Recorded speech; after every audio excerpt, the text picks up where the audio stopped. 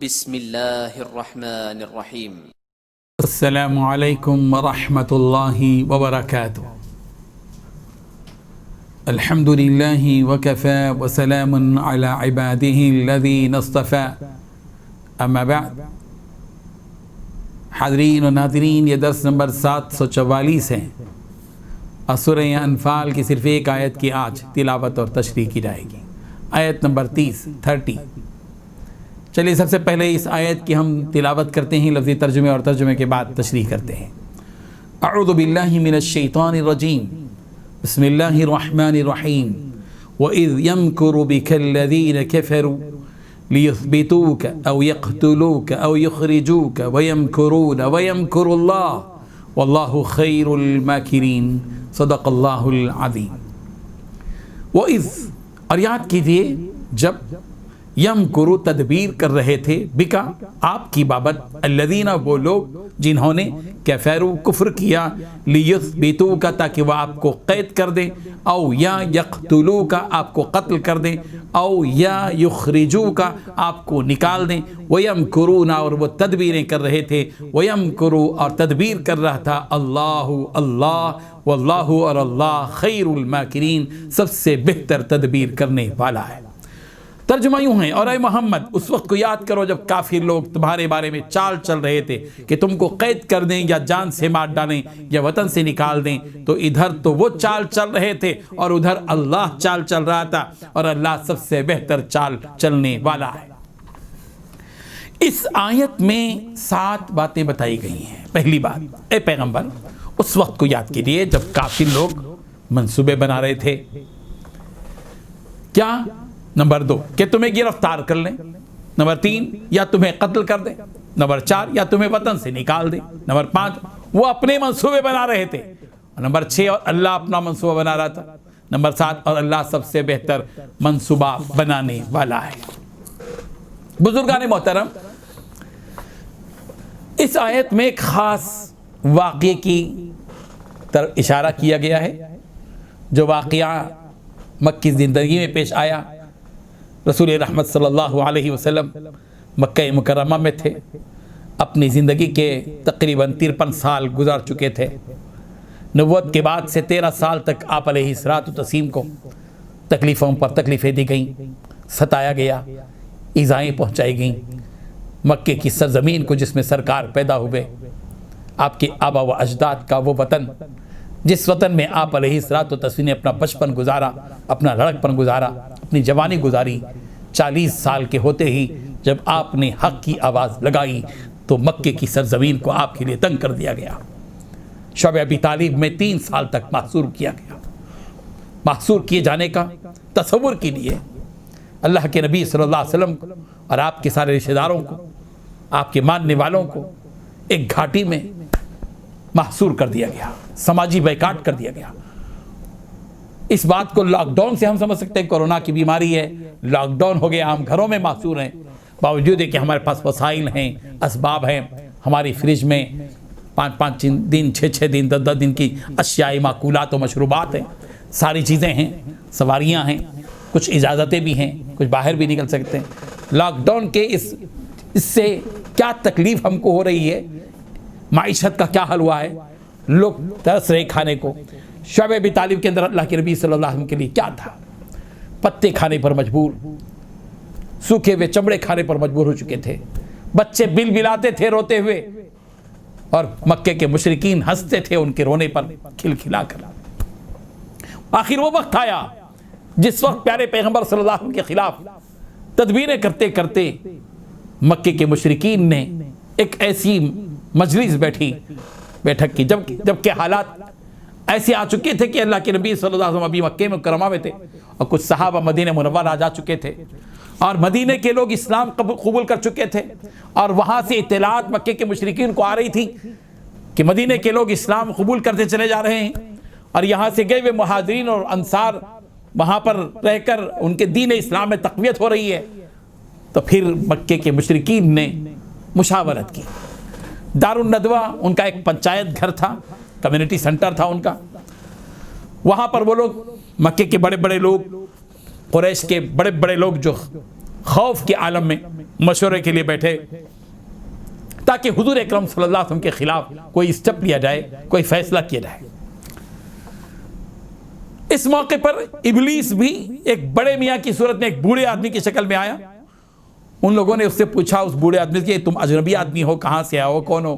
اس نے کہا کہ میں نجد کا شیخ ہوں، مجھے معلوم ہوا کہ آپ لوگ ایک مقصد کے تحت میں یہاں جمع ہوئے ہیں، تو میں آپ کے پاس آیا ہوں تاکہ میں بھی کچھ خیر خواہی کا مشورہ تم کو دے سکوں۔ ان لوگوں نے سمجھا کہ حقیقت ہی ہوگی، ان کو کیا پتا تھا کہ یہ ابلیس ہے۔ چنانچہ سب مشورے کے لیے بیٹھے، سب نے اپنے اپنے مشورے دینے شروع کیے، جو بڑے بڑے لوگ تھے۔ ایک شخص ابو البختری بن ہشام، اس نے مشورہ دیا، اپنی رائے دی۔ اس نے کہا کہ میری رائے یہ کہ محمد صلی اللہ علیہ وسلم کو کسی گھر میں نظر بند کر دیا جائے، محبوس کر دیا جائے، دروازہ بند کر دیا جائے، تھوڑا سا سوراخ رکھا جائے جس میں دانا پانی ڈالا جاتا رہے یہاں تک کہ اس کی موت کا انتظار کیا جائے۔ جیسے اس سے پہلے بہت سے شاعر لوگ ہلاک ہو گئے، یہ بھی ہلاک ہو جائے گا۔ یہ مشورہ آتے ہی وہ ابلیس جو شیخ نجدی کی صورت میں تھا، اس نے چیخ کر کہا یہ ہو نہیں سکتا، یہ ہو نہیں سکتا، یہ رائے بری رائے ہے، اگر اس پر تم عمل کرو گے تو اس کے ماننے والے میدان میں آ جائیں گے اور تم سے جنگ کر کے تمہارے ہاتھوں سے اس کو چڑا کر لے کے چلے جائیں گے۔ یہ سن کر سب کہنے لگے کہ اس نے صحیح کہا، شیخ نجدی نے صحیح کہا، یہ رائے مصلحت کے خلاف ہے۔ اس کے بعد ہشام بن عمر نے رائے دی اور کہا، اس نے کہا کہ میری سمجھ میں تو یہ بات آتی ہے کہ اس شخص کو اونٹ پر بٹھا کر اپنے درمیان سے نکال دو، آگے کہاں جائے کیا بنے، تمہیں کیا نقصان ہونے والا ہے، وہ چلا جائے گا کہیں بھی، جب تمہارے یہاں سے وہ چلا جائے گا تو تمہیں تو آرام مل جائے گا۔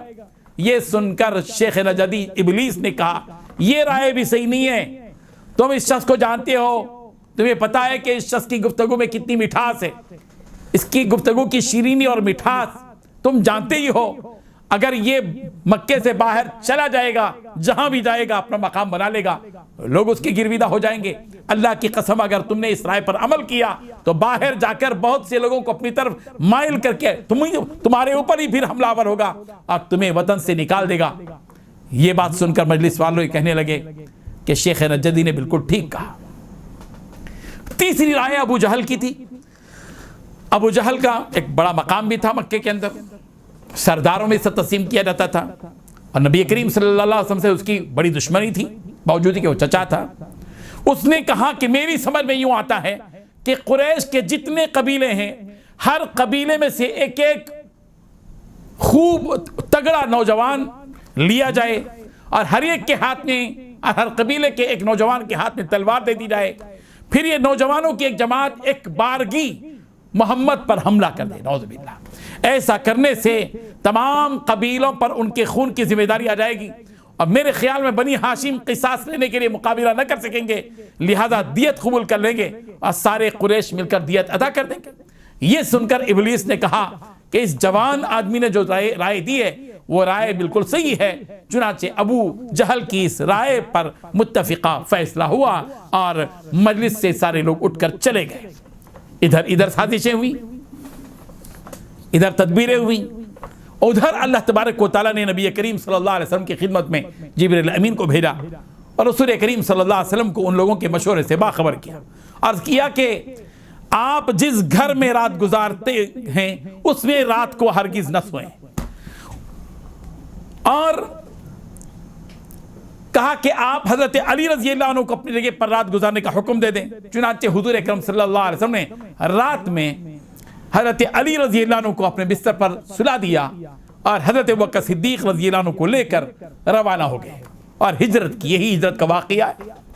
یار غار جبریل امین، یار غار حضرت ابوبکر صدیق رضی اللہ عنہ اور سرکار دو عالم صلی اللہ علیہ وسلم نے مکے کا سفر کیا۔ جب حضور اکرم صلی اللہ علیہ وسلم کا انہوں نے احاطہ کیا ہوا تھا اس رات میں، لیکن جس وقت نکل رہے تھے اللہ کے نبی صلی اللہ علیہ وسلم کا ایک معجزہ یہ کہ پیارے پیغمبر صلی اللہ علیہ وسلم نے ایک مٹھی بھر مٹی لے کر یہ پڑھ کے کہ انا جعلنا فی اعناقہم اغلالا فہی الی الاذقان فہم مقمحون، یہ پڑھ کر ان کی طرف پھینکی اور پھر اللہ کے رسول صلی اللہ علیہ وسلم آگے روانہ ہو گئے۔ چنانچہ جب صبح ہوئی لوگوں نے دیکھا حضور صلی اللہ علیہ وسلم کا انتظار جو رات بھر کر رہے تھے مختلف قبیلوں کے بڑے بڑے نوجوان، تو حضور اکرم صلی اللہ علیہ وسلم صبح میں ہے ہی نہیں. حضرت علی رضی اللہ عنہ سے پوچھا کہ کہاں ہیں؟ تو انہوں نے کہا تم ہی تو پہرے داری کر رہے تھے, تم کو معلوم ہونا چاہیے, میں تو سو رہا تھا. بہرحال حضرت علی رضی اللہ عنہ وہاں سے اپنی امانتیں دے کر وہ الگ سے نکلے, اور ادھر یہ لوگ حضور اکرم صلی اللہ علیہ وسلم کا تعاقب کرنے لگے, یہاں تک کہ سرکار کے قدموں کے نشانات کو دیکھتے دیکھتے دیکھتے غار ثور تک پہنچے. اور غار ثور میں اللہ تبارک و تعالیٰ نے غیبی انتظام کیا تھا, جس دروازے سے غار کے جس دہانے سے وہ اندر داخل ہوئے تھے وہیں پر مکڑی نے جالا بن دیا تھا. وہ جب وہاں پہنچے تو کہنے لگے کہ اس کے اندر تو جا ہی نہیں سکتے, اگر گئے ہوئے ہوتے تو یہ مکڑی کا جالا کہاں ہوتا. اس طرح اللہ تبارک و تعالیٰ نے ایک تدبیر کی. ایک طرف مکے کے مشرکین تدبیر کر رہے تھے تو دوسری طرف اللہ تبارک و تعالیٰ تدبیریں کر رہا تھا. تدبیر اللہ تبارک و تعالیٰ کی سارے لوگوں کی تدبیر پر غالب ہوتی ہے. اسی حقیقت کو اللہ تبارک و تعالیٰ نے بیان فرمایا, وہی اس وقت کو یاد کرو یمکروا بکا, اے پیارے پیغمبر آپ کے خلاف تدبیریں کر رہے تھے الذین کفروا, وہ لوگ جو کافر ہیں, لیثبتوک او یقتلوک او یخرجوک, کہ یا تو آپ کو جو ہے نظر بند کر دیں یا آپ کو قتل کر دیں یا آپ کو شہر بدر کر دیں. وَيَمْكُرُونَ, یہ مکے کے مشرکین آپ کے خلاف تدبیریں کر رہے تھے. وَيَمْكُرُ اللَّهُ, اور ادھر اللہ تدبیریں کر رہا تھا. اور یہ بات حقیقت ہے کہ واللہ خیر الماکرین, سب سے بہترین تدبیر کرنے والی ذات اللہ تبارک و تعالیٰ کی ہے, جس کی تدبیر پر ساری تدبیریں ناکام ہو جاتی ہیں, جس کی تدبیر غالب آتی ہے اور جس کے مقابلے میں کی جانے والی تدبیریں مغلوب ہو جاتی ہیں. اس حقیقت کو اللہ نے اس آیت میں بیان کیا ہے. اللہ تبارک و تعالی ہمیں حقیقت کو سمجھنے کی توفیق عطا فرمائے. وآخر دعوانا ان الحمد للہ رب العالمین.